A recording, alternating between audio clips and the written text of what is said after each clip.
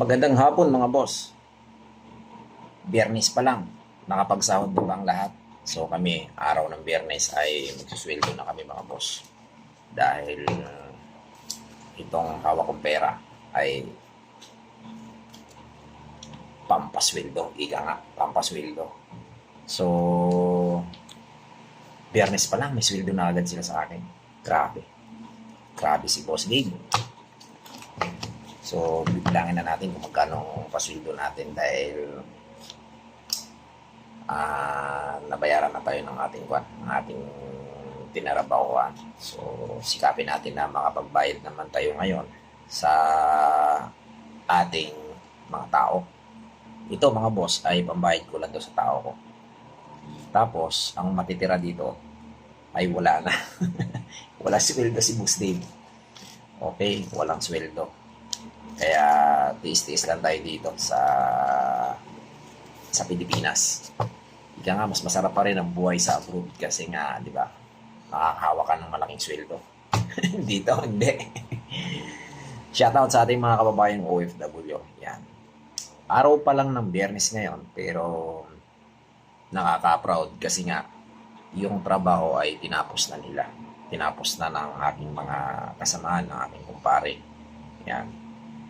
Bilib din ako sa kanila, no, lalo sa kapatid ko, kay paring Iman, ay napakabilis magtrabaho. Kaya nararapat lang na ibigay natin yung kanilang sweldo. So, bilangin na natin to.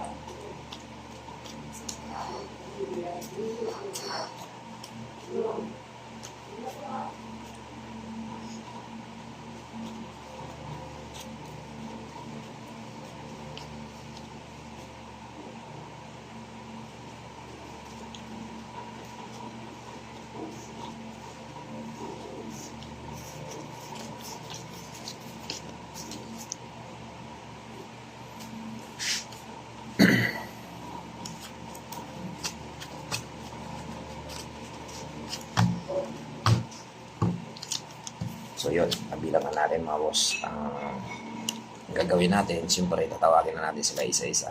At para transparent tayo, ay sasabihin natin ang totoo kung magkano yung kanilang sweldo.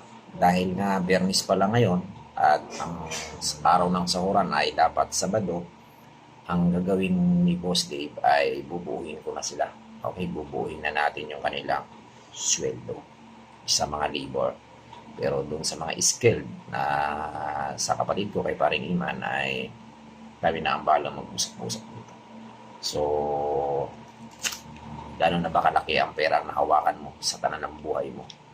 Okay, so ito, barya lang ito mga boss. Yan, barya-barya lang ito. Dahil nga, nung ako yung nag-abroad, ay mas malaki pang halaga ang nahawakan ko dito.